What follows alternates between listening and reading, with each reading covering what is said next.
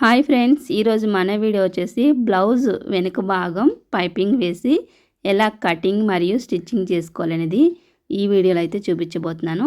మీకు full video కావాలంటే మన ఛానల్లో ఉంది, చూడండి. ఇప్పుడైతే బ్యాక్ పార్ట్ లైనింగ్ తీసుకున్నాను. లైనింగ్ నల్లగా వాష్ చేసేసి ఇక్కడ చూస్తున్నారు కదా, ముందైతే వెనుక భాగం తీస్తున్నాను.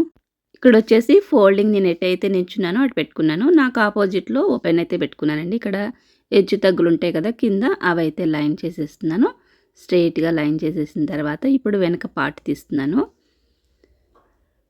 ఇక్కడ సైజ్ బ్లౌజ్ తీసుకొని వెనక పార్ట్ మాత్రమే ఇలా మధ్యలోకి మడత పెట్టుకొని ఖర్చులతో సహా ఇక్కడ చూస్తున్నారు కదా, ఖర్చు దగ్గరికి ఒక మార్క్ చేసుకోండి. అలానే మనకి వెనక డాట్స్ కోసము అలానే ఇంకా కొంచెం ఎక్కువ ఖర్చు కావాలన్నారు, అందుకనేసి నేను కొంచెం ఎక్కువ తీసుకున్నాను. ఒక హాఫ్ ఇంచ్ అయితే మనకి డాట్స్ సరిపోతుంది, మిగిలింది ఎక్స్ట్రా ఖర్చు కోసం అనమాట. అందుకనేసి నేను ఎక్కువ తీసుకున్నాను. లేదు ఖర్చు అవసరం లేకపోతే ఒక హాఫ్ ఇంచ్ తీసుకుంటే సరిపోద్ది అనమాట. ఖర్చుల దగ్గర కంటే కూడా ఒక హాఫ్ ఇంచ్ ఎక్స్ట్రా తీసుకుంటే సరిపోతుంది. ఇక్కడ వచ్చేసి మనం వెడల్పు అయితే కొలుసుకున్నాం కదా, ఇక్కడ అలానే ఒక 1 ఇంచ్ పొడవు పెట్టమన్నారనమాట. వెనక భాగం పెంచినప్పుడు ముందు భాగం కూడా పెరుగుతుంది. అది ఎలా అనేది నేను స్టిచ్చింగ్లో చూపిస్తాను. ఇక్కడ వచ్చేసి 1 ఇంచ్ దగ్గర మనం మార్క్ చేసుకున్నాం కదా, దాన్ని స్ట్రెయిట్గా ఒక లైన్ వేసేసాను. తర్వాత ఇప్పుడు పైన పెంచిన లైన్ ఉంటుంది, అక్కడి నుంచి కొలుసుకోండి. ఇక్కడ స్టిచ్చింగ్ దగ్గర ఒక మార్కు, అలాగే మన స్టిచ్చింగ్కి ఇంకొక మార్కు పైకి తీసాను అనమాట, అంటే ఖర్చు కోసం. అలానే కింద లైన్ దగ్గర నుంచి పొడవు ఆల్రెడీ ఇంకా కింద నుంచి కొలుసుకోకూడదు, మనం గీత దగ్గర నుంచి కొలుసుకోవాలి. ఇక్కడ స్టిచ్చింగ్తో పాటు నేను మార్క్ చేసుకున్నాను. ఇక్కడ ఒకసారి చెక్ చేసుకోండి ఎంత వచ్చిందో. మొత్తం కింద నుంచి చూసుకుంటే మనం 15 ఇంచులు వచ్చింది. 15 దగ్గర అటు చివరి కూడా మార్క్ చేసుకొని స్ట్రెయిట్గా ఒక లైన్ వేసేసుకోండి. ఇలా మనం ఒక బాక్స్ లాగా మనం డ్రా చేసేసుకుంటే దాంట్లోనే మనకు వెనక భాగం వస్తుంది అనమాట. ఇటు సైడ్ కూడా సేమ్. ఇక్కడ వెడల్పు ఎంత వచ్చిందో చూసుకొని ఒక 12 ఇంచులు వచ్చింది కదా, ఇటు సైడ్ కూడా పైన కూడా 12 దగ్గర ఒక మార్క్ చేసేసుకొని ఇది కూడా లైన్ వేసేసుకొని స్ట్రెయిట్గా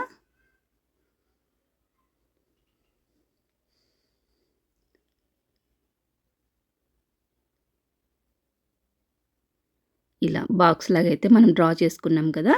నెక్స్ట్ వచ్చేసి ఇందులోనే మనం నెక్ వెడల్పు తీసుకుందాము. వీళ్ళకి వచ్చేసి నేను 2 ఇంచెస్ తీసుకుంటున్నాను నెక్ వెడల్పు వచ్చేసి. తర్వాత భుజం ఎంత ఉందో చూసుకొని మనకి అటు ఇటు ఖర్చు కోసం కూడా ఎక్స్ట్రా తీసుకోండి. హాఫ్ ఇంచ్ ఎక్స్ట్రా తీసుకోవాలి ఖర్చుల కోసం.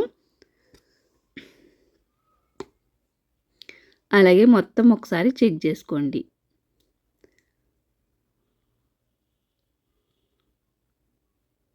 కొంచెం తగ్గినా కానీ మళ్ళీ మనకి షోల్డర్ అనేది తగ్గిపోతుంది, అందుకని కరెక్ట్గా చూసుకోండి. ఖర్చుతో సహా మనం తీసుకోవాలి.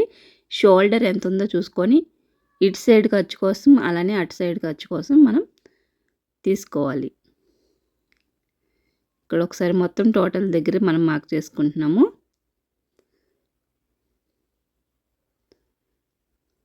ఐదున్నర వచ్చిందా 6 వచ్చిందా చూసుకొని దాని ప్రకారం మనం చంక డౌన్ కూడా తీసుకోవాలి. ఇక్కడ నాకు వచ్చేసి 5.5 ఇంచులు వచ్చింది కదా. ఇక్కడ వీప్ కప్పు కొంచెం దింపమన్నారు కాబట్టి నేను మన మార్కింగ్ వేసిన దానికంటే కూడా కొంచెం కిందకు వచ్చాను అంతే. అంటే కింద స్టిచ్చింగ్కి 1/4 ఇంచు కంటే కూడా ఇంకా మిగిలింది మనకి వీప్ కప్పు, చూస్తున్నారు కదా అంత. పైన అలానే పైన కూడా వదిలిపెట్టుకున్నా స్టిచ్చింగ్ కోసం. ఇప్పుడు నెక్ డౌన్ ఎంత ఉందో చెక్ చేసుకోండి ఒకసారి.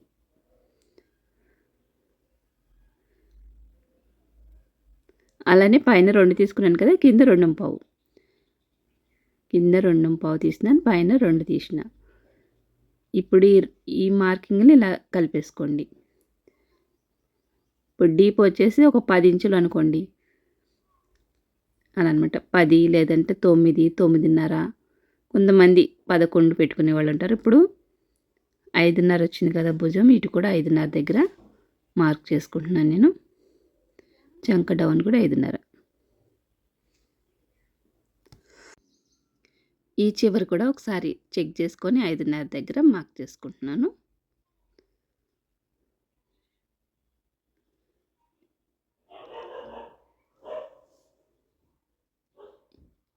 ఈ 2 చుక్కల్ని ఇలా కలిపేసుకోండి బాక్స్ లాగా. ఈ బ్లౌజ్ వచ్చేసి వెడల్పు మొత్తం చుట్టుకొలత వచ్చేసి 30 ఇంచులండి. 30 ఇంచుల వాళ్ళకి ఇక్కడ నేను మొత్తం షోల్డర్ అంతా వచ్చేసి 5.5 తీసుకున్నాను. అలాగే చంక డౌన్ 5.5 తీసుకున్నాను. ఇక్కడ వచ్చేసి 1.5 దగ్గర నేను మార్క్ చేసుకొని ఇలా రౌండ్ అయితే తిప్పేస్తున్నాను. చంక రౌండ్ ఇలా రౌండ్ స్కేల్ ఉంటుంది, అది తెచ్చుకోండి, బాగుంటుంది మీకు రౌండ్ తిరగడానికి. కొత్త వాళ్ళకి కొంచెం తిప్పడానికి రాదు కదా ఇలా రౌండ్లు, ఇలా మనం దారాలు అవి అమ్ముతారు కదా అక్కడే ఉంటుంది, తెచ్చుకోండి ఒకటి రౌండ్ తిప్పేది, చంక రౌండ్ది.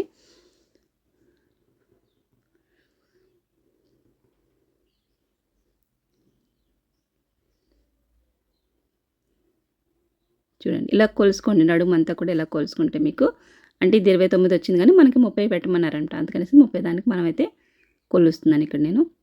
అలానే వెనుక పార్ట్ ఎంత అయితే వచ్చిందో అంతని ఇలాగా 2 భాగాలు చేసుకొని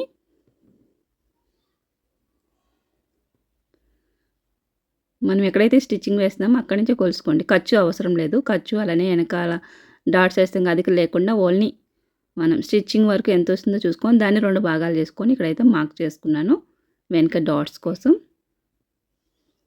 ఖర్చు అంతా కొలవద్దు, మనకి ఎక్కడైతే కుట్టు వస్తుందో అక్కడి నుంచే కొలుసుకొని దాన్ని 2 భాగాలు చేసుకొని ఇలా మధ్యలోకి మార్క్ వేసుకోండి. లేదంటే షోల్డర్కి ఎదురుగా కూడా మనం వెనక డాట్స్ అనేది వేసుకోవచ్చు. అలానే ఇక్కడ 3 ఇంచెస్ దగ్గర ఒక మార్క్ చేసుకున్నాను. ఇది పాట్ నెక్ పెట్టమన్నారంట, పాట్ నెక్ తిప్పడం కోసం ఇక్కడ లోపలికి ఒక 1/2 ఇంచు 3 ఇంచెస్ దగ్గర మార్క్ చేసుకొని ఇక్కడ మీకు డీప్గా కావాలంటే కింద నుంచి తీసుకోండి, డీప్ అవసరం లేదంటే కొంచెం పైనుంచి ఈ కింద మొత్తం కింద నుంచి కూడా 3 ఇంచెస్ దగ్గర నుంచి మీరు మార్క్ తిప్పుకోవాలన్నమాట ఇక్కడి నుంచి లోపలికి. అలానే ఇక్కడికి వచ్చేసరికి బయటికి 1/2 ఇంచ్ తీసుకోండి బయటికి.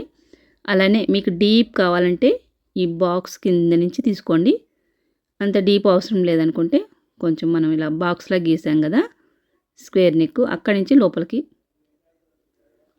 మార్క్ చేసుకోండి.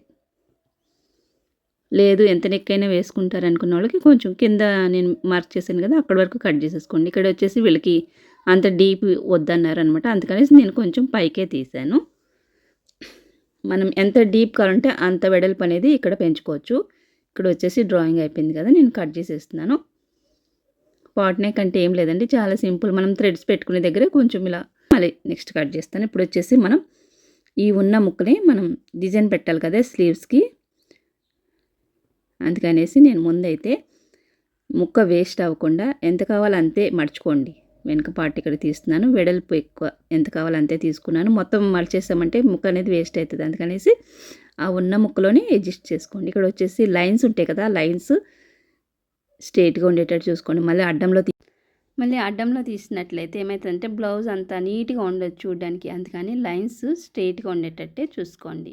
అడ్డంలో తీసినా కానీ మనకి మళ్ళీ చినిగిపోవడం అట్లా జరుగుతుంది, అందుకనేసి ఇట్లా మనం లైన్స్ చూసుకోవాలి. అలానే డిజైన్ కూడా ఎలా వచ్చిందనేది కూడా చూసుకోవాలన్నమాట. కొన్ని బ్లౌజులకు డిజైన్ వస్తుంది కదా, అవి కూడా చూసుకుంటూ స్టిచ్ చేసుకోవాలి.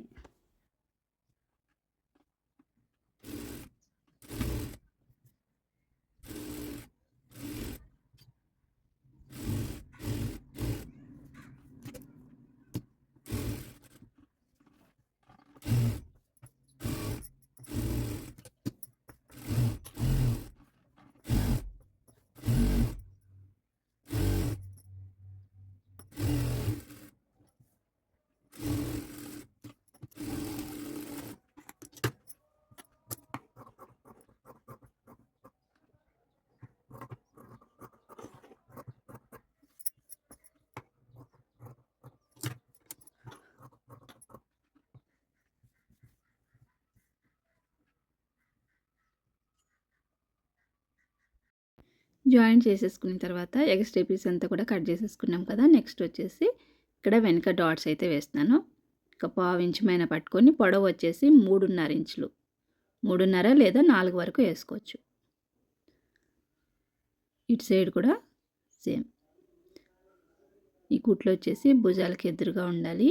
అలానే నేను చెప్పాను కదా ఎక్కడ వరకు ఎలాగ పెట్టుకోవాలి మార్కింగ్ అనేసి, కటింగ్ చేసేటప్పుడు అలానే పెట్టుకోండి మీరు ఎప్పుడైనా కానీ. వెనక పార్టు ఎంత వెడల్పు అయితే వచ్చిందో దాన్ని మధ్యలోకి చేసుకొని మనం ఈ డాట్స్ అనేది పెట్టుకోవచ్చు.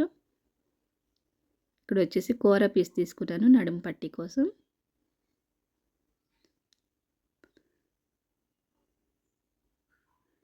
రెండు పీసులు కదా, రెండిటిని కూడా నేను మధ్యలోకి జాయిన్ చేసేసాను. జాయిన్ చేసేసుకొని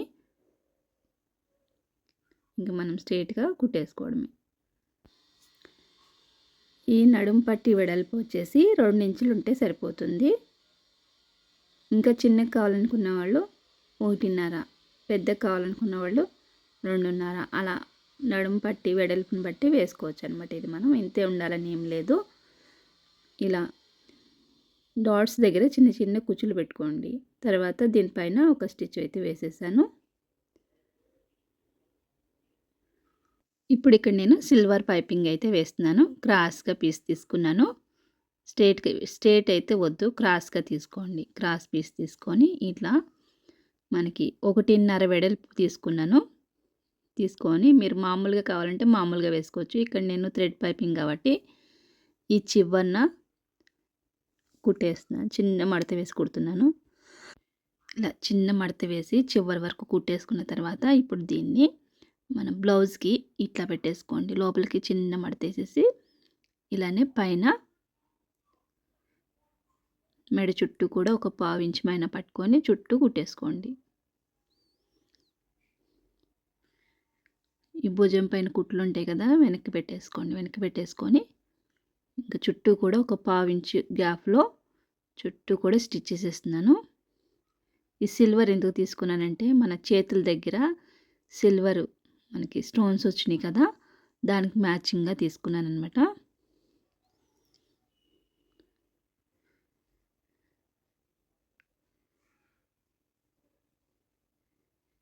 ఇలా చుట్టూ కుట్టేసిన తర్వాత లోపలైతే చిన్న చిన్న టాకాలు ఇచ్చుకోవాలి మనం. ఈ చివరికి వచ్చేసరికి ఈ చివరిని ఇంకొక 1/2 ఇంచు ఉంచుకొని దాన్ని ఇలా లోపలికి మలిచేసుకోండి. మలిచేసుకొని రిఫ్లాగేసుకోవాలి. నెక్స్ట్ వచ్చేసి చుట్టూ కూడా ఒక 1 ఇంచ్ గ్యాప్లో అక్కడక్కడ సిజర్ మార్క్ ఇచ్చేసుకోండి. ఇలా చిన్న చిన్న టాకాలు కుట్టు మీదకి వెళ్ళకుండా ఓన్లీ క్లాత్కే మనం ఇలా కట్ చేసుకోవాలి. కటింగ్ ఇలా కట్ చేసుకోవడం వల్ల ఏంటంటే రౌండ్ అనేది నీట్గా తిరుగుతుంది. ఇక్కడ మనం పాట్ నెక్ కట్ చేసాం కదా, ఇక్కడ వచ్చేసి థ్రెడ్ పైపింగ్కి ఇక్కడ నేను ఎలాగైతే వీడియోలో చూపిస్తున్నానో అలా పెట్టేసుకోండి. ఇదొక పద్ధతి. అలానే మన ఛానల్లో ఇన్విజిబుల్ థ్రెడ్ పైపింగ్ కూడా వేశాను, అదొక పద్ధతి. ఈ థ్రెడ్ లేకుండా కూడా మనం స్టిచ్ చేసుకోవచ్చు, అదొక పద్ధతి అనమాట. 3 రకాలుగా కుట్టుకోవచ్చు పైపింగ్ అనేది. ఇక్కడ సింగిల్ సైడ్ పాదం తీసుకొని కుడుతున్నాను. థ్రెడ్ అటు ఉంది కాబట్టి నేను ఇటు సైడ్ పాదం తీసుకున్నాను. లేదు సింగిల్ సైడ్ పాదం మాకు లేదనుకుంటే మామూలుగా నార్మల్ పాదాన్ని కొంచెం మనం పాదాన్ని వెడల్పు చేయాల్సి వస్తుంది. వెడల్పుగా చేసుకొని అప్పుడు కూడా మనం థ్రెడ్ పైపింగ్ అనేది వేసుకోవచ్చు. నేను నెక్స్ట్ వీడియోలో ఎప్పుడైనా నేను మీకు ఎలా చేసుకోవాలనేది చూపిస్తాను. మనం నార్మల్ పాదం మీద కూడా థ్రెడ్ పైపింగ్ మన స్క్రూ డ్రైవర్తో ఆ 2 పాదాలని కొంచెం వెడల్పు చేస్తారు, మరి ఎక్కువ కాదు, కొంచెం వెడల్పు చేస్తే మనకి థ్రెడ్ అనేది మధ్యలో వెళ్ళేటట్టు కూడా నార్మల్ పాదం మీద వేసుకోవచ్చు చాలా ఈజీగా. ఇలా చుట్టూ కూడా సన్నగా నేనైతే కుట్టేస్తున్నాను. థ్రెడ్ లోపల పెట్టుకుంటూ సన్న పైపింగ్, మనం ఇంకా థ్రెడ్ పైపింగ్ ఇన్విజిబుల్ పైపింగ్ వేసినట్టే ఉంటుందన్నమాట చూడ్డానికి. అలానే ఇంక లోపల ఉన్నదే మనం ఎమ్మింగ్ చేసుకుంటే సరిపోతుంది. చూస్తున్నారు, దీన్ని అంతా కూడా ఎమ్మింగ్ చేసేసుకోవాలి. చూసారు కదా friends, back part stitching. Video నచ్చితే లైక్ చేయండి. Thanks for watching.